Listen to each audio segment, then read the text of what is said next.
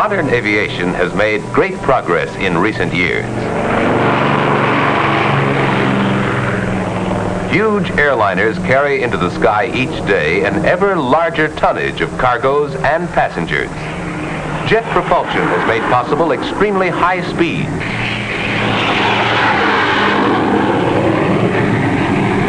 Yet in one aspect, these aircraft have become more limited than before, since they need exceptionally long runways to take off and land.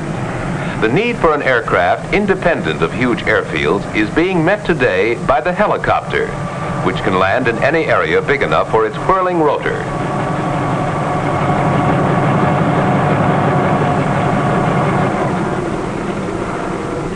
Helicopters are being used today for a wide variety of jobs, which can't be handled by other aircraft.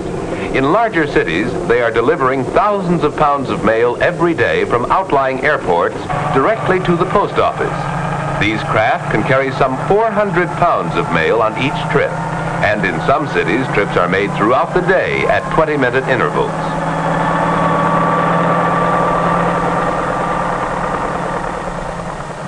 Flying over city traffic, the helicopter can land directly on the roof of the post office itself, in a fraction of the time needed by mail trucks, thus greatly speeding the delivery of mail. Helicopters have found important uses in the country too, where they are used for dusting crops, which would be damaged by ground equipment. The helicopter's great maneuverability makes it possible to spread dust over every corner of the field, no matter how irregular it may be. The sharp downdraft of the whirling rotor causes dust to swirl among the plants, thus giving them a more thorough coating.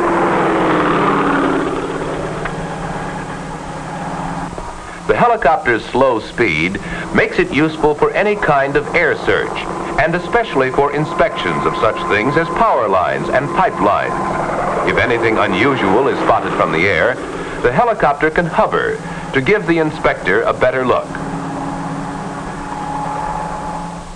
Equipped with pontoons, the helicopter can land on water and can penetrate swamps which were previously inaccessible.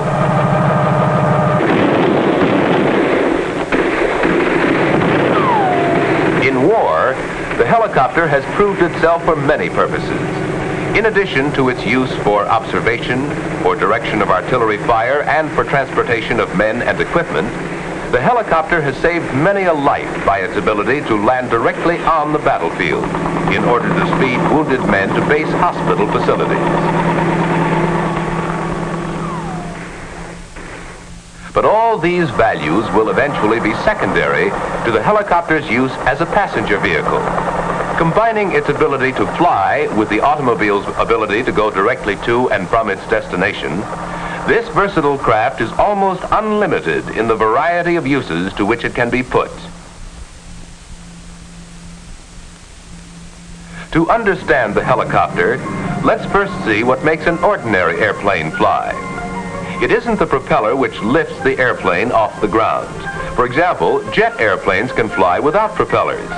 But all ordinary aircraft must have forward speed to fly, and this forward speed is provided by the propeller. The reason speed is necessary lies in the shape of the airplane's wing. A careful examination will show that the wing has been designed so that its upper surface is more curved than its lower surface. Therefore, the distance from the front to the back of the wing measured along the lower surface is less than the distance from the front to the back measured along the upper surface. When the airplane is in motion, air rushes past the wing.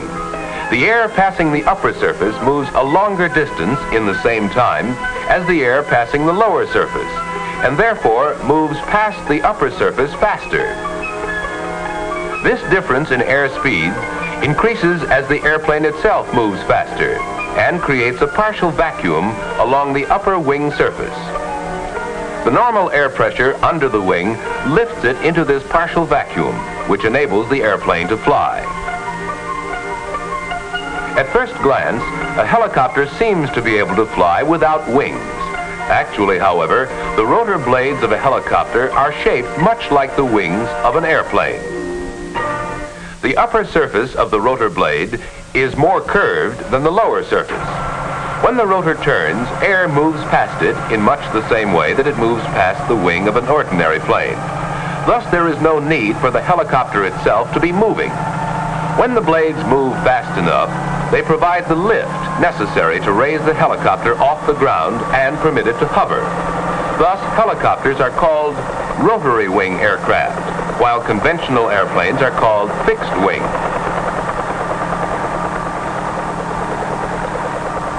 The helicopter's development stemmed from an earlier craft, the autogyro, shown in these historical films.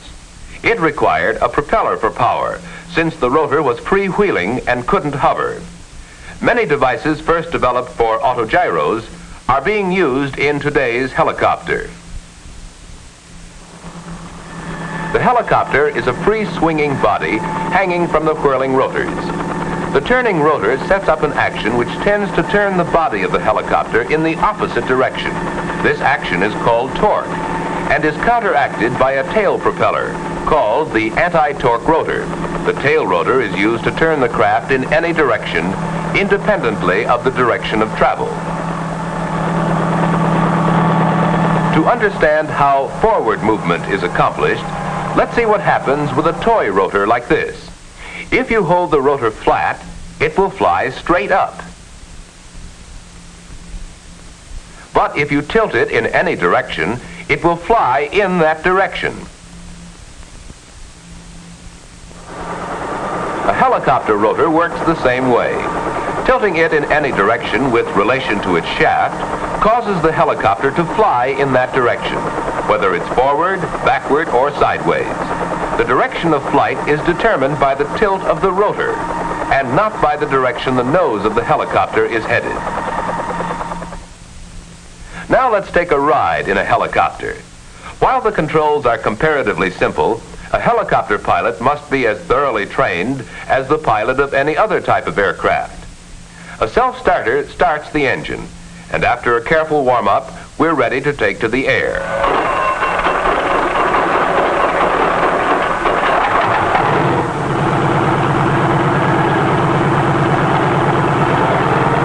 The collective pitch control, whose handle is also the throttle, determines the amount of lift which the rotor provides.